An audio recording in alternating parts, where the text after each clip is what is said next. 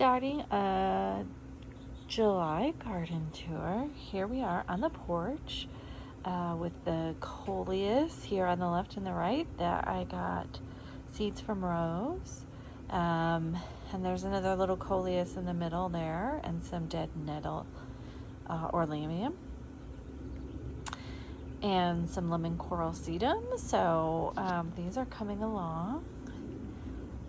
Coming over here, we've got my dwarf banana plants, and these I'm thinking I'm really kind of tired of growing, so I'm probably going to try to find new homes for these, but I was hoping to get them looking a little bit better, and right now they just are not, I think, getting enough water, so I need to figure out how to give them more water here.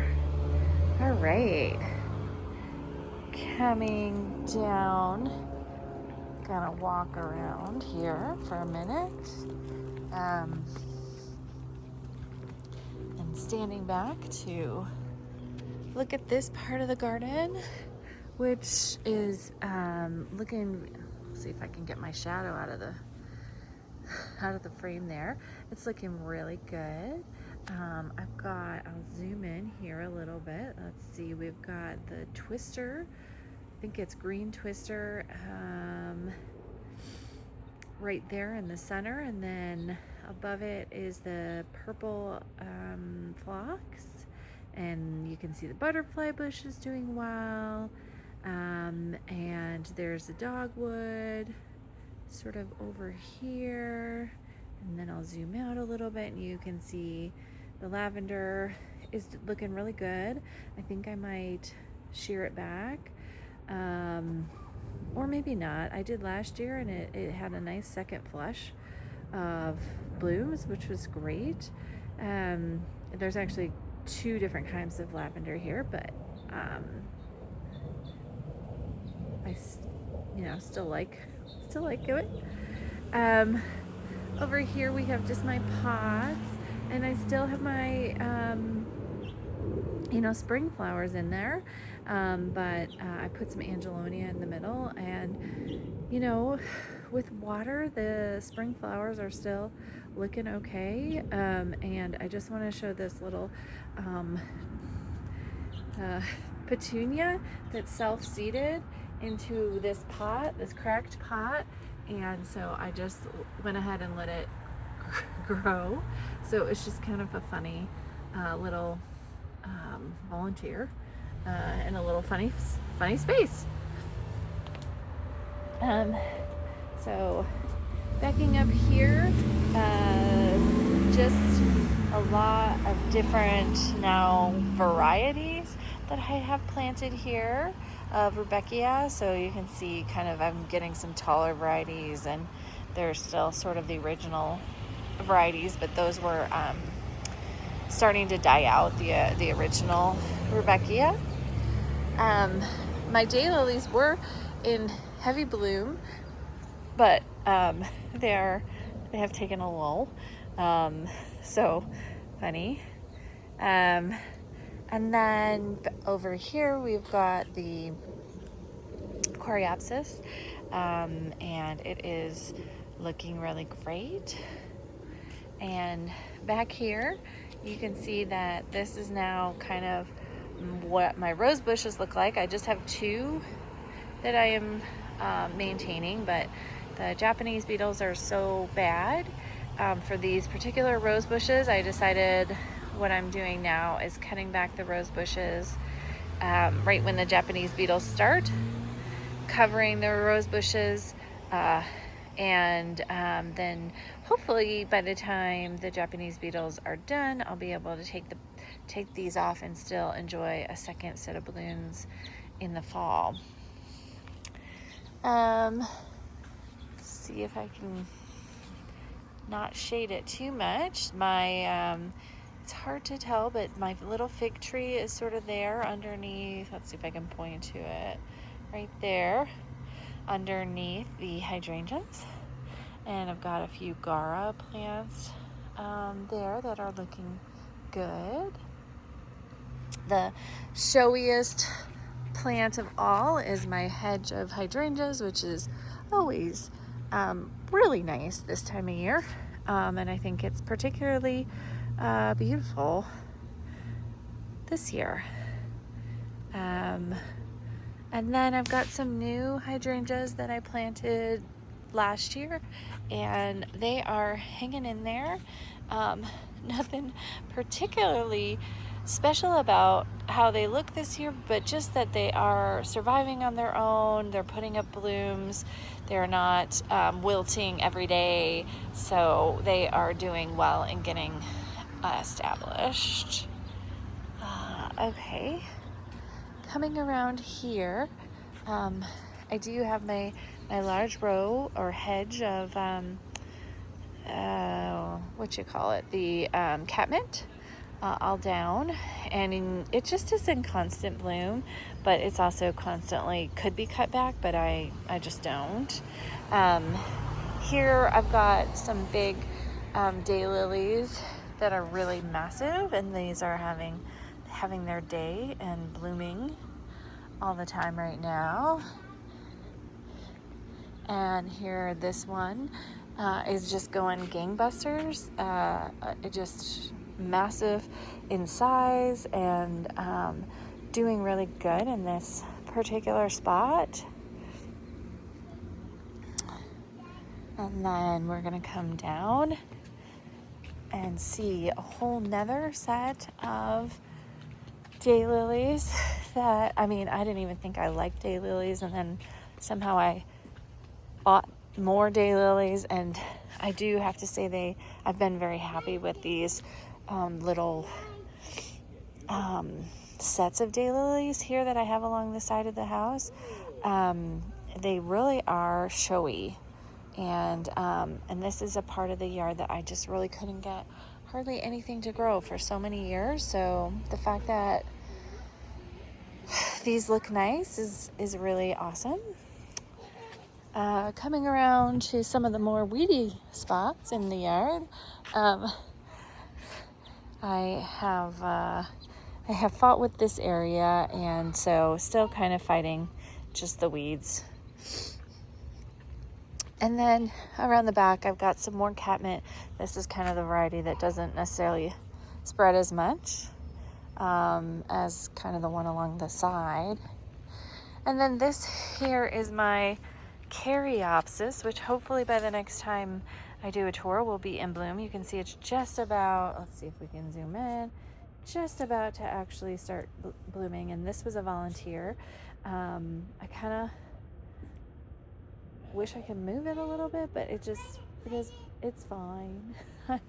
We'll just try to enjoy it where it landed itself.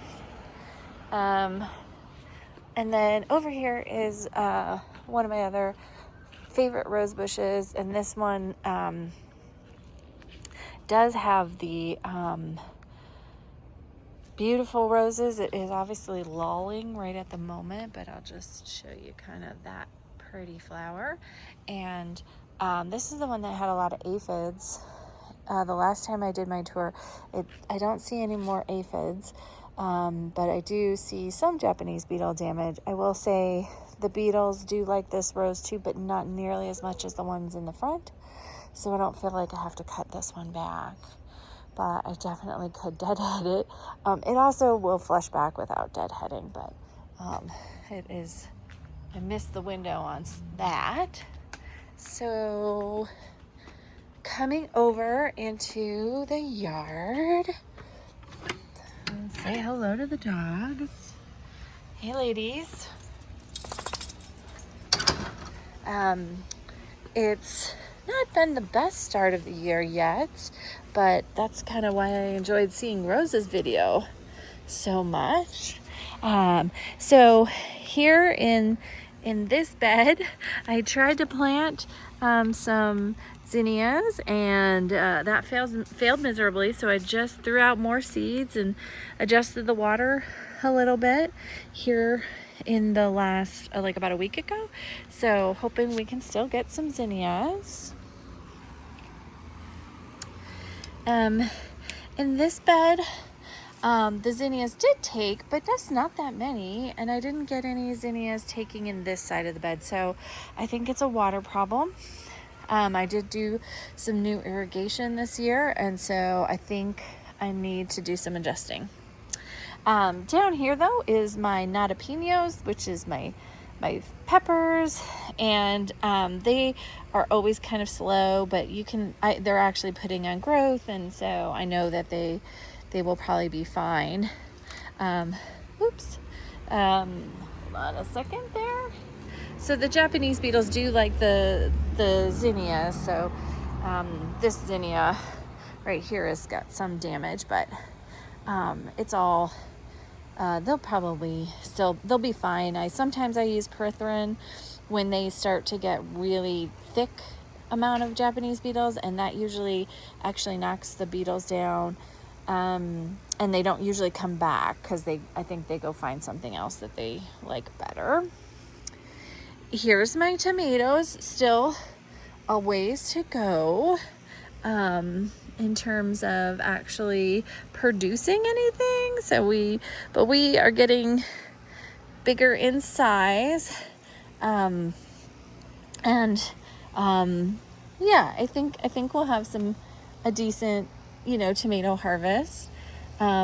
Cherry tomatoes is like my main thing, and this is the one right here. Let me zoom out if I can. Is the Super Sweet 100. So that one looks like it'll be healthy, and this tomato here is just a determinate, and it's really supposed to be in a pot. I planted it out here, so there are tomatoes already on this one, but it is, as you can see, much more compact.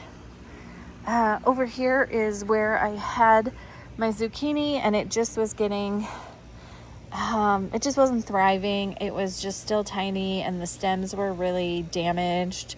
And so I pulled them and I planted some new zucchini. No signs of it yet, so I might need to get some more water or try one more time or start them from the inside, and maybe get some row covers. So I am, actually, you know what? Scratch that. The zucchini is in the next bag. This bed was the garlic bed, and so I pulled out the garlic and I've planted zinnias in this bed. So again, but still I'm not seeing anything coming up yet, so we probably need to get out here and adjust the water. Over here is where I have replanted zucchini, and so there is just little signs here of new zucchini. So I think I'm gonna try to get something to cover them, to protect them for a little while from the squash bugs, and see what we can do about those little buggers. But I did really have an issue both last year and this year with squash bugs, I don't have an answer for it. I did get squash last year, but at a certain point it's just so kind of nasty and gross. But anyway, onward. Over here I've got some Gaura as well. That's kind of my plant of the year that I bought several of to plant. Looking at this space, we've got this empty ground here, and as I was watching Rose's video, she was talking about carrots and beets, and so I think I'm gonna try to do some little carrots and beet planting here. And then maybe where I am not having much success with the zinnias, I might throw in that other bed some beans. But this is just kind of a space that went blank, and I thought, actually that might be a good one to start some carrots and beets if I can. In here is sort of, I think these are going to be the melons, my Minnesota mini melons, right here on the left side, and then here on the right and over here are going to be my cucumbers. So just seeing how far ahead Rose's garden is really cool, because I have, you know, another good bit of time before I'm getting any sort of realistic harvesting. And then again, this is also a cucumber. Here it's the same variety that I'm trying. Over here is the whole section of my dahlias, and so they were not looking so good after, you know, mid-June, and so I really upped the water for them, and they do seem to be coming out of their funk and starting to put on some actual size. So I expect by next month we will have flowers. So I'm really excited about that. And then you can kind of see that the basil is actually doing pretty good here. We've got kind of a sad little dill, but it's doing all right. Parsley, and then of course the cilantro is trying to go to seed, and just a few more herbs that are a little sad and piddly this year, but I cracked that up a little bit to just the watering, and we are in a pretty big drought, so I'm trying to be real conservative about how much water I use, but and definitely my lawn is suffering quite significantly from it. So let me get out of the garden netting and give you a little view there. So I did weed last week, and already there's more weeds, but it's not as bad as it had been. And I think one final thing over here would just be like taking a look at my little pots. And these pots I have to water by hand, so they're lucky to survive at all, and they're lucky to get water once a week. So there's this one here, and then I've got another coleus right there. So that's the garden tour. Some struggles this year for sure, I think, with water, and but yeah, seeing Rose's garden has inspired me to keep going and maybe try planting a few more things, and yeah, I think it's just part of it is getting the water right for some of these plants, and having kind of redone the watering system. The kinks are not yet all worked out. So all right, hope you guys have a lovely 4th of July.